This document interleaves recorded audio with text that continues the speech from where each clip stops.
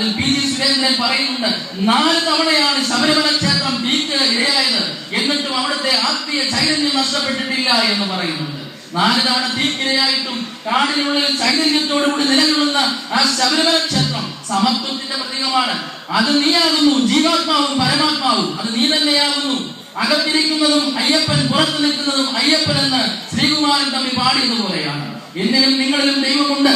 ഹൃദയം തസ്മാത് ഹൃദയം, ഹൃദയത്തിൽ ഈശ്വരനുള്ളത് കൊണ്ട് അതിനെ ഹൃദയമെന്ന് വിളിക്കുന്നു. അല്ലെങ്കിൽ നിങ്ങളെ ചങ്കില്ലാത്തവനെ എന്ന് വിളിക്കും. നിങ്ങളുടെ ഉള്ളിൽ ഈശ്വരനില്ലെങ്കിൽ, നിങ്ങൾ കടലഹൃദയനാണെങ്കിൽ നിങ്ങൾ ചങ്കില്ലാത്തവനായി തീരും.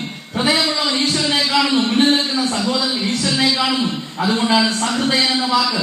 സഹൃദയൻ എന്ന് പറയാൻ അതെന്താ പറയുന്നത്? മനസ്സുഖമുള്ള പുരുഷൻ എന്നാണ്. സമാധാനം അനുഭവിക്കുന്ന വ്യക്തിയാണ് ഈശ്വരൻ ഹൃദയത്തിലുള്ളത്. സമാധാനം അനുഭവിക്കുന്ന വ്യക്തി സംഘർഷത്തിന് കാരണമായി തീരുന്നില്ല. അതുകൊണ്ട് പ്രിയരെ, നിങ്ങൾ കടന്നു പോകുന്ന ശബരിമലയിൽ നിന്ന് നിങ്ങൾ സ്വീകരിക്കുന്ന സന്ദേശം ഇതാണ്. കുറെ കാലം മുമ്പെയുള്ള ഒരു മനോരമ പത്രത്തിന്റെ കട്ടിങ്ങിൽ ഞാൻ ഇങ്ങനെ വായിച്ചു: അർത്തുങ്കൽ പള്ളിയിൽ ഇരിക്കുന്ന സെബസ്ത്യാനോസ് പുണ്യവാളൻ അയ്യപ്പന്റെ സഹോദരനാണ് എന്ന്, ഇവിടെ എരുവേലയിലുള്ള വാവരസ്വാമി അയ്യപ്പന്റെ കൂട്ടുകാരാണ് എന്ന്. ഇതൊക്കെ വേറെ ഒരു ചരിത്രവുമായി യോജിക്കുന്നില്ലെങ്കിലും ഈ കഥയൊക്കെ ഉണ്ടാക്കിയത് വേറെ ആരുമല്ല, നമ്മൾ തന്നെയാണ്. നമ്മൾ ഈ മണ്ണിലെ മനുഷ്യരുണ്ടാക്കിയ കഥകളാണെന്ന് നിങ്ങൾ അംഗീകരിക്കുക.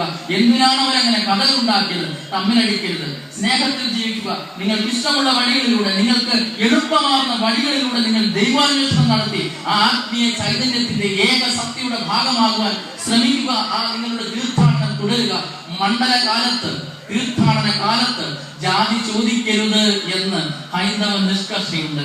ജാതി ചോദിക്കാണ്ടാത്ത മണ്ഡലകാലം. അന്നത്തെ നിഷ്കർഷയുടെ ഏറ്റവും പ്രധാനപ്പെട്ട ഒരു കാര്യമാണ് പരദൂഷണം പറയരുത്, നിന്ദിക്കരുത്. എത്രയോ തത്വങ്ങൾ ഉൾക്കൊണ്ടുകൊണ്ടാണ് നമ്മൾ മണ്ഡലകാലം നിർവഹിക്കുന്നത്. 41 ദിവസം ഈ ഒരു കാലം നടക്കുമ്പോൾ ഒരു സംശയം ചോദിച്ചിരിക്കുന്നു. വൃശ്ചികം 1 ഇത് തുടങ്ങുമ്പോൾ എങ്ങനെയാണ് 41? അത് അതിനു മുമ്പേ സമയമനുസരിച്ച് ചെയ്തു കൊള്ളണം എന്നൊക്കെയുള്ള മറുപടികൾ, ഇത്തരം ഗ്രന്ഥങ്ങൾ ധാരാളം ഞാൻ വായിക്കാറുണ്ട്. മാതൃഭൂമി പ്രസിദ്ധീകരിച്ചിട്ടുള്ള പ്രസിദ്ധമായിട്ടുള്ള ശരണകീർത്തനം എന്നുള്ള സപ്ലിമെന്റിലൂടെ കുറെ കാര്യങ്ങളൊക്കെ ഞാൻ മനസ്സിലാക്കിയിട്ടുണ്ട്. വായിച്ചറിയുവാൻ, നമ്മുടെ സംസ്കാരത്തെ അറിയുവാൻ. നമ്മുടെ സംസ്കാരം എന്ന് പറയുന്നത് ഇവിടെ പല പത്തനംതിട്ടയുടെ തന്നെ കവിയായ കടമരട്ട രാമകൃഷ്ണൻ പറയുന്നുണ്ട്, ദ്രാവിഡ സംസ്കാരമാണ് നമ്മുടേത്. അവിടെ ശബരി എന്ന സ്ത്രീ ഉച്ചനീചത്വങ്ങൾക്ക് അപ്പുറത്ത് പുണ്യവതിയായി പരിഗണിക്കപ്പെട്ടുവെങ്കിൽ, കാട്ടാള സ്ത്രീ പരിഗണിക്കപ്പെട്ടുവെങ്കിൽ, ഈ കടമരട്ട രാമകൃഷ്ണൻ പുറത്തിലൂടെ പറഞ്ഞു, ഞാനും ഈ ദ്രാവിഡ സംസ്കാരത്തിന്റെ സന്താനമാണ്. ദ്രാവിഡ സംസ്കാരം എന്ന് പറയുമ്പോൾ തമിഴകമായി നമ്മൾ കിടന്നിരുന്ന ഒരു സ്ഥലത്തെ കുറിച്ച്, അല്ലെങ്കിൽ തെക്കേ ഇന്ത്യയിലുള്ള മുഴുവൻ ദേശങ്ങളും ഒന്നായി പാർത്തിരുന്ന കാലത്തെ കുറിച്ച്, നമുക്ക് ഒരു ഭാഷ ഉണ്ടായിരുന്ന കാലത്തെ കുറിച്ചാണ്. ആ സംസ്കാരമാണ് നമ്മുടെ മാനവിക സംസ്കാരത്തിന്റെ അടിത്തറ മനസ്സിലാക്കി.